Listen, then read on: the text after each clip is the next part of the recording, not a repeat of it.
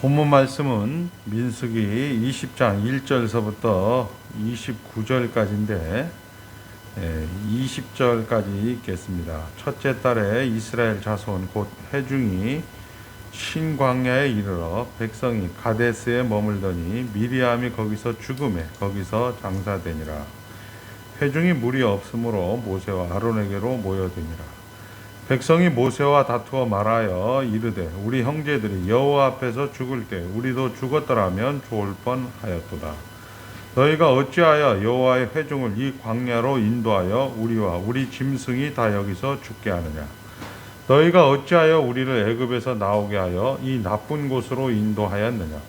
이곳에는 파종할 곳이 없고 무화과도 없고 포도도 없고 석류도 없고 마실 물도 없도다.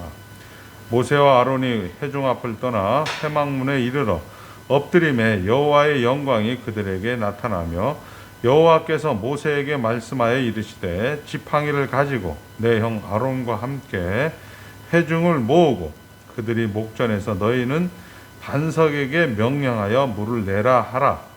내가 그 반석에 물을 내게 하여 회중과 그들의 짐승에게 마시게 할지니라. 모세가 그 명령대로 여호와 앞에서 지팡이를 잡으니라.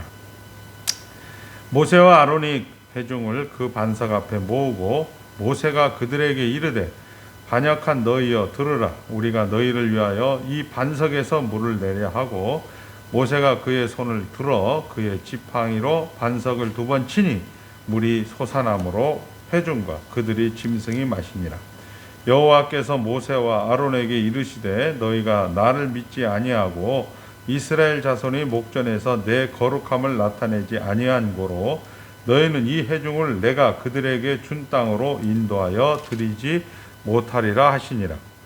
이스라엘 자손이 여호와와 다투었으므로 이를 무리바 하니라. 여호와께서 그들 중에서 그 거룩함을 나타내셨더라. 아멘. 하나님만 주인이십니다. 우리는 지금 민수기 20장을 읽고 있습니다. 민수기 20장은 이제 가데스 바네아에서 저들이 보름길이면 올라갈 가나안 땅을 목전에 두고 저들이 이제 원망과 하나님을 시험하여서 40여 년의 여정을 광야에서 이제 헤매고 다시 원점인 가데스 바네아에서 이제 출애굽의 영웅들 트리오죠. 미리암 그리고 모세, 아론이 죽음을 기록하고 있는 내용입니다. 오늘 이 본문 말씀을 통하여서 이제 하나님께서 이 내용들을 기록하신 목적 그리고 이 목적을 따라서 우리가 하나님으로부터 받은 은혜를 확인하시기를 주의 이름으로 축복합니다. 민수기 10장에서부터 25장까지 광야의 여정을 기록합니다. 그리고 이 가데스 바네아에서 이제 이 에돔 땅을 거쳐서 가게 되면 직선 코스이지만 에돔 거주를 했기 때문에 호르산으로 해서 모압 평지로 해서 요단강을 건너는 그런 루트를 우리가 알게 되어지지요. 자, 우리가 19장에서 보면 예수 앞으로 나오라고 합니다. 그리고 하나님께서는 백향목과 우슬초와 홍색실을 이제 붉은 암소와 함께 죄를 만들어서 이제 그것을 인스턴트 속죄로 우리가 하나님의 그런 현실에 있는 그런 현실성 그리고 합리성 그리고 이제 아주 구체적인까지 세세하게 가르쳐 주시는 그런 섬세성을 우리가 확인했습니다.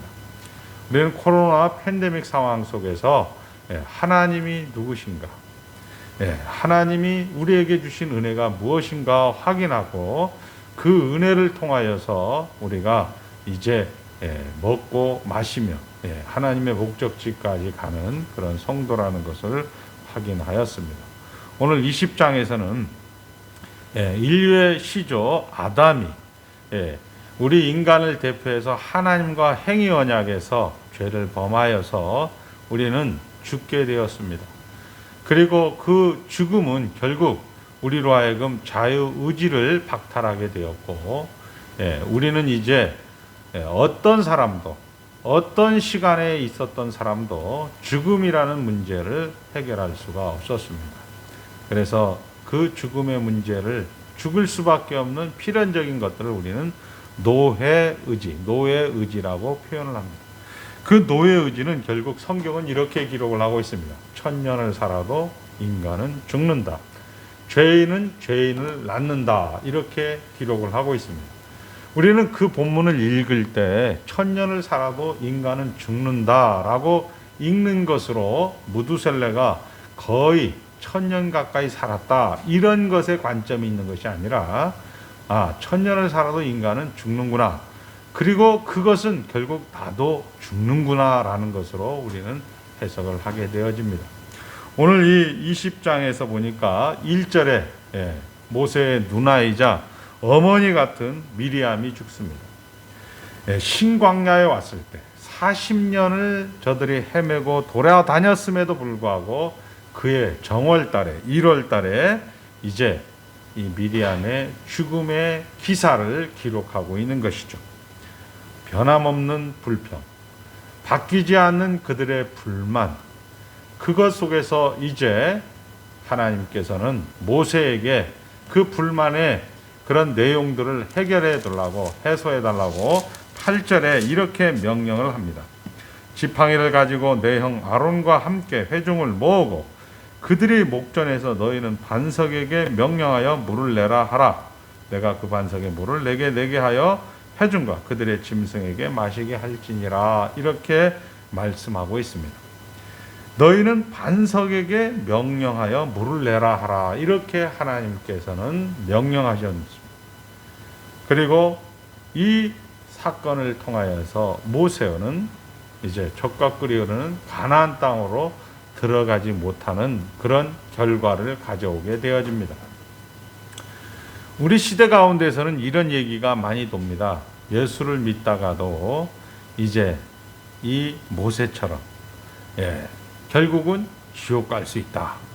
이런 식의 내용으로 본문이 기록된 것이 아니라 성경은 모세를 하나의 배역으로, 가룟 유다를 하나의 배역으로, 사도 바울을 하나의 배역으로 이렇게 기록을 해 놓으신 것이죠. 그러면서 하나님의 목적지인 거룩하고 흠이 없고 책망할 것이 없는 그 목적을 이루기 위해서 하나님께서는 이런 배역들을 통하여서 우리에게 눈에 보이는 그런 하나의 예를 들어서 우리를 이제 인도에 가신다라는 것을 확인할 수가 있습니다. 자, 이 이스라엘의 이 트리오, 미리암의 그리고 모세 그리고 아론의 죽음을 통하여서 우리는 하나님의 음성을 듣습니다.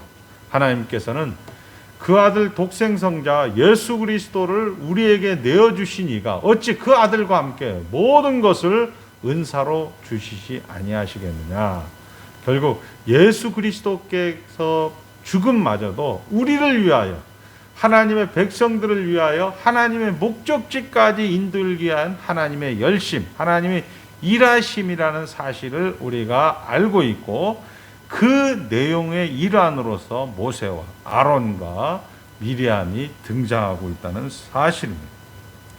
우리는 이제 이 노예 의지 가운데서 예수 그리스도, 모든 죄의 문제, 모든 사망의 문제를 다 해결하시고 잠자는 자의 첫 열매가 되신 예수 그리스도의 그런 나라로, 하나님의 나라로 들어온 자들입니다.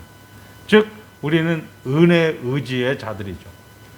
하나님께서 우리는 이제 아담 같은 경우는 정령 죽으리라 해서 아담은 타락할 수도 있었고, 아담은 죽을 수도 있었지만 우리는 우리 현장 속에서 하나님 나라 가운데서 우리는 하나님을 택할 수도 있고 죽음을 택할 수도 있지만 우리는 죽지 않는 것으로 예수 그리스도의 십자가 사건을 우리는 복음이다라고 하는 것이죠. 이런 내용을 가지고 오늘 본문을 우리가 볼 수가 있습니다. 그리고 이렇게 이야기하고 있습니다. 여호와께서 12절입니다. 모세와 아론에게 이르시되 너희가 나를 믿지 아니하고 이스라엘 자손이 목전에서 내 거룩함을 나타내지 아니한 고로.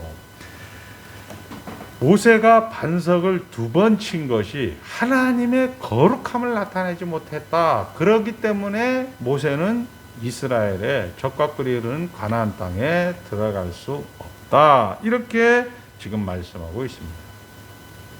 거룩함이라는 것은 우리는 보통 구별되다 이렇게 이야기하고 있습니다.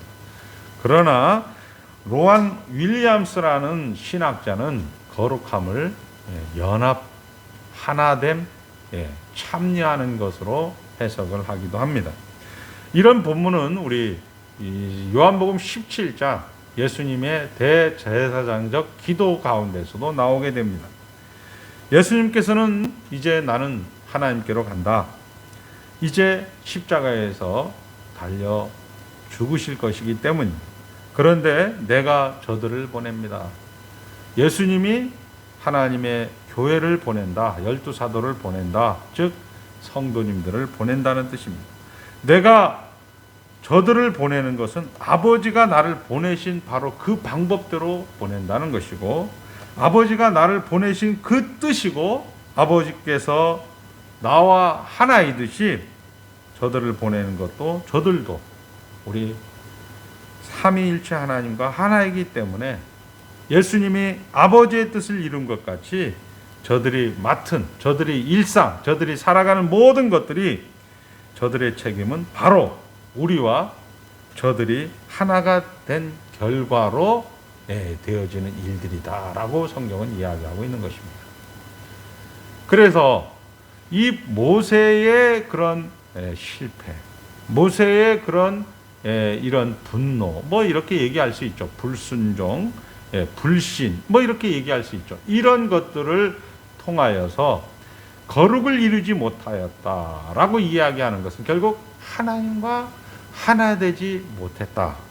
모세와 아론과 미리암은 하나님과 하나 된 자이기 때문에 그 하나 된 근거 위에서 그 하나됨을 완성해가는, 즉 100점짜리를 만들어가는 그런 내용으로서 부적절했기 때문에 가나안 땅에 들어가지 못했다라고 이렇게 말씀하는 것입니다. 그래서 신앙생활은 예수님이 성육신처럼 그때 그는 아버지를 드러내고, 우리가 신앙생활이라는 것은 결국 그 현장 속에서 아버지를 드러내는, 왜냐하면 아버지와 우리가 하나이기 때문에 그렇습니다. 아버지 뜻을 행하러 왔고 그것이 말라면 아버지의 뜻인 거룩한 뜻이라는 것을 우리에게 연결시켜 주시는 것으로 요한복음 17장은 기록이 되어 있습니다. 우리의 신앙생활에서 죄라는 놈을 자꾸 물질로 봐서 성속을 구별하게 됩니다. 신앙생활을 우리는 요것은 거룩한 것, 요것은 나쁜 것, 이것은 없는 거예요. 우리 죄라는 놈은 하나님과의 관계를 단절시키는 도덕적 개념입니다. 즉 하나님을 주인으로 인정하지 않고 내가 주인일 때 우리는 죄라고 이야기하는 것이죠. 그래서 우리 현장 속에서 정말 못 볼 꼴, 그리고 말도 안 되는 그런 현장을 우리는 만나게 될 때 우리가 이해가 되고 우리가 기준이 되는 것으로 못 볼 꼴이고, 우리가 이해가 되지 않고 납득이 되지 않기 때문에, 해석이 되지 않기 때문에 우리는 말도 안 되는 소리라고 하는 그런 것들이 하나님이 일하심이며 하나님이 함께 하심이며 하나님이 다스리시다는 사실입니다. 그것을 이제 모세의 입장에서는 말도 안 되는 이 40년 동안이나 돌아다녔는데 너희들은 언제 어디서나 늘 불평과 원망과 짜증만 그렇게 하지 않았느냐. 그거에 대한 분으로 반석을 명령하여 물을 내라고 이렇게 하나님께서 말씀하셨는데 지팡이로 2번을 쳐서 결국은 하나님의 주인 되심을 이제 거역하였기 때문에 이스라엘 백성으로서 젖과 꿀이 흐르는 가나안 땅으로 들어가지 못하는 내용을 이제 민수기 20장 12절에 기록을 하고 있는 것입니다.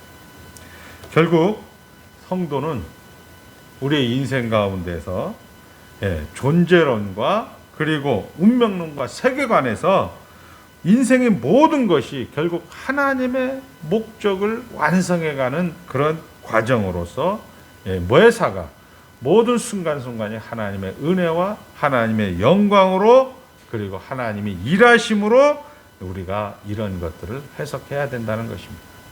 얼마나 좋습니까? 모세를 들어서 아론을 들어서 미리암을 들어서 미리암 같은 경우 출애굽기 15장에 그 하나님을 찬송하는 것, 하나님이 나의 대장입니다, 하나님이 나의 영광을 받으실 분입니다 라고 이야기했던 그런 선지자 미리암이 죽습니다.